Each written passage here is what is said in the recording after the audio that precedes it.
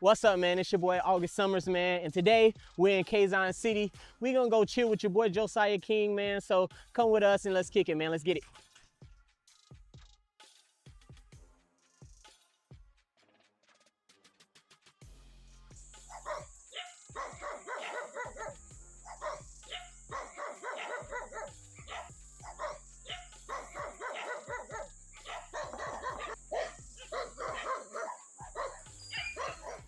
What's up, man? That's really free. How are you? I'm good. I'm with my people, bro. Through my style. Let me show you. Come inside. Come. So, Josiah, tell me about yourself, bro. What up? It's your boy Josiah King, aka Samael from Quezon City, and this is my hood, and this is my house. You know, this is just simple, and I will show you something stuff on my old pictures and how I start to rap. So, how long have you been doing music? Oh, I think since 2011. My dad is also a musician. He's also a rapper and have a group, famous group that named Filibusteros Music. And ayun, dumating sa point na lagi kong nakikita yung tatay ko na gumagawa ng kanta. Naiinspira ako. And we have a simple studio. May mga nagre-record doon, pupunta, and then nangangalikot ako ng computer. And then, that time, I see some stuff like it's Adobe Audition, old school app for the recording, and I started playing it. Pinaglaruan ko siya, ginawa ko, lumapat ako. Ayun, doon nagsimula, gumagawa ako ng kanta nun, hanggang sa mahasa ako. Then, ang unang-unang kanta kong ginawa, siguro, Tulang Karabaw. Ano yun? Parang basta rima lang ako. Rima lang ako ng rima, wala akong masabi. Basta rima lang ako ng rima. Hanggang sa ma-enhance yung skills ko, nakikinig ako sa iba't ibang mga rapper. At ayun, na-inspire din ako sa iba. And then, ayun, doon ko na-discover kung ano yung talento ko. And hindi naman ako marunong talagang kumanta. Like, for singing, hindi ako marunong kumanta. I'm just into rapping. Nakikinig ako, si Bruno Mars, yan, papangyo ko si Bruno Mars, isa din yan sa nagbigay sa akin inspirasyon para kumanta. Siyempre si tatay ko, ayun, doon din ako natuto sa mga R&B, alternative rock, ayun. And then, doon ko na-discover yung kanta ko hanggang sa gumanda rin yung boses ko, which is, hindi naman ako nag-voice lesson, hindi. So, yun, na-enhance ko yung skills ko, time to time. So, what are you exactly? Do you rap? Do you sing? What type of artist are you? Para mas ma-point out ko yung tamang sagot, siguro I think like this. Like rapping, R&B, old school, I can do old school also, drill, trap, etc. So, what is your plans for the future with music? What was it? I said, so what is your plan for the future with music? I think now I don't have a plan. I just want to express my feelings in music. Because when I was a kid, when I do music, especially like example, I'm just sad or I'm so very broken. You know, I'm just thinking some kind of bad memories, and I just started to compose some topics and to express my feelings in music, and not just like to be famous. God will give it. I'm so very thankful, but for now, I just want to make music. Make music, express feelings, that's all. So, here in the Philippines, most people are Catholic. Oh, yeah, yeah. What about you? What's your religion? Are you Catholic? Oh, okay, I will tell you the story from my parents. My mother's side is Chinese, but now they already, Catholic. And my father's side have a Muslim from my great grandfather. And lumaki akong Katoliko. I grew up in Catholic ways. And then nagkaroon ako ng agam-agam sa sarili ko, which is I respect naman ako, respect Catholic, I respect all religions, but I find myself in Islam And ayun, doon ako nagkaroon ng pananampalataya kay Allah. All right. So with you being Muslim, that's about a lot of faith. Are you involved in any gang activity, gang life? Oh yeah, I'm a member of True Bronx Type 13, uh, West Barrio Familia.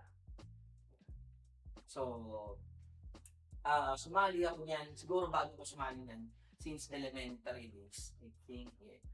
Ah, lagi ako nababanatan. Lagi ako inaabangan. Some of, guy want to, they will waiting outside the school and they want to punch me. And, ayun, doon ako sumali doon ko naisip-isipan sumali ng gang.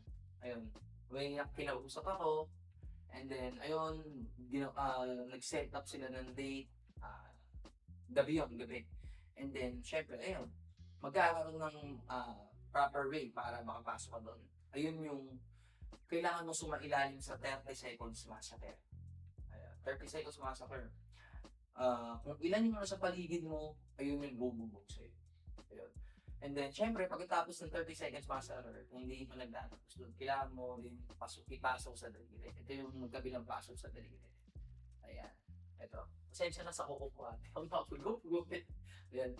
Ito yung magkabilang paso sa daliri ko. So, tradition yan. 30 seconds massacre, and then they will use a cigarette, and then they will warm you left and right. Yeah. And then, syempre, nag-upgrade na rin. Meron akong gusto mong ipakita. Ito yung ID system namin ng West Barrio. Para, ayun, katunayan na isa kang ganap na member. And this is the expiration date, 2027. Ayun. May isa kami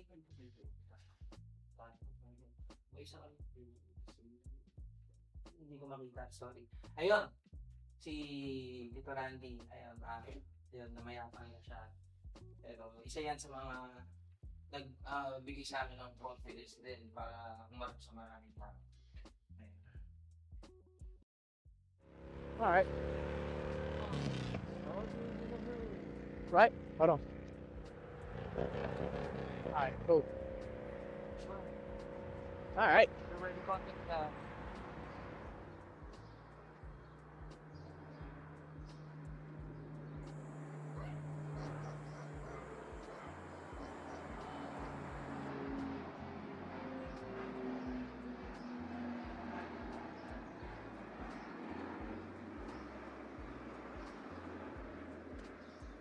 So, bro, where we going now, man?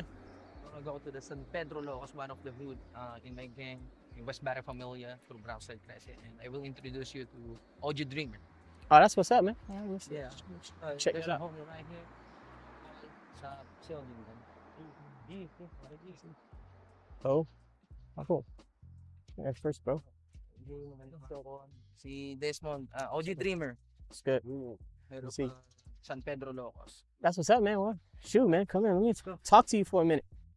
So, bro, how did you get involved in gang activity? Oh, gang activity.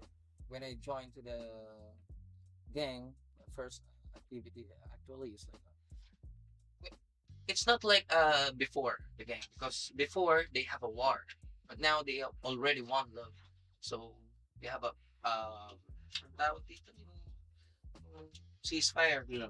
We already have a ceasefire for the other gangs. So we all okay. Ginagawa na lang namin yung the best para magkaroon ng lalong unit. Makagawa kami ng magagandang bagay. Siyempre, sa mga pagtulong sa tao, ginagawa din namin yun.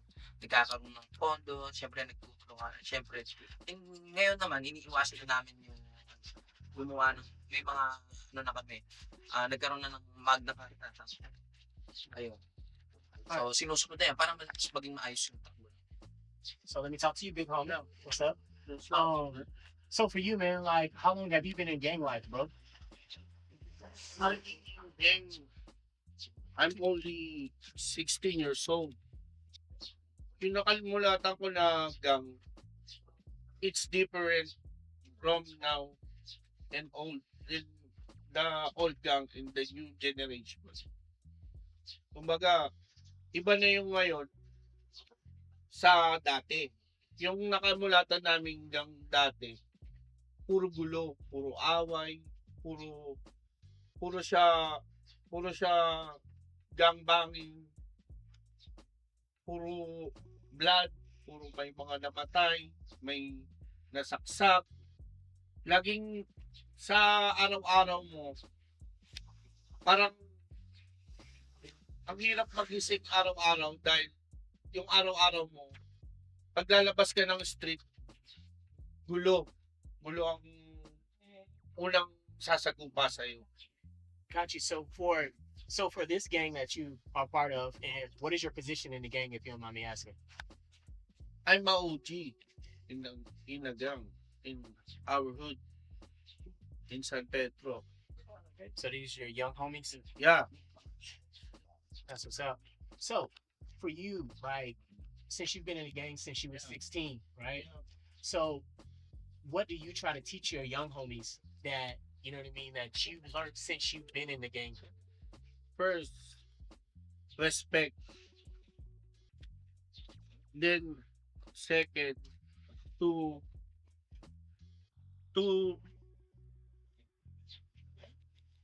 not go to troubles. They're the young generation now.